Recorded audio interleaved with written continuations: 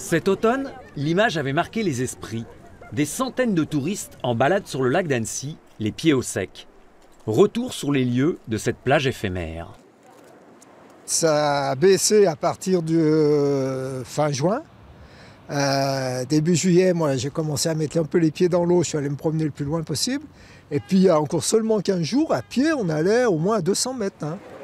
En quelques jours, le niveau du lac est remonté à la cote 40, à mi-chemin de son niveau normal de 80 cm sous ce pont, aux abords du centre-ville.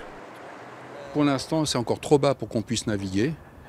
Mais là, on a repris à peu près la moitié de l'eau qui a été perdue. 70 ans que le lac n'avait pas connu pareil niveau. Une baisse due à la sécheresse de cet été. Les précipitations nous ont permis de regagner. On espère que ça va pouvoir continuer, mais s'il y avait une période très sèche, ça rebaisserait évidemment. On risque de faire un peu le yo-yo tout l'hiver en attendant la fonte des neiges. Les vannes sur le Thioux, le déversoir du lac, permettent de réguler le niveau de l'eau.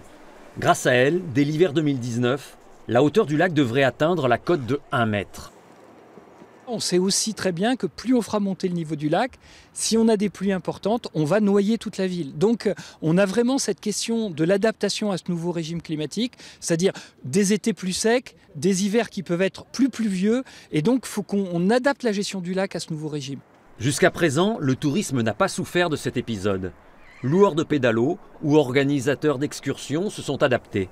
Au-delà de l'impact économique, c'est toute la gestion du lac que le dérèglement climatique oblige désormais à repenser.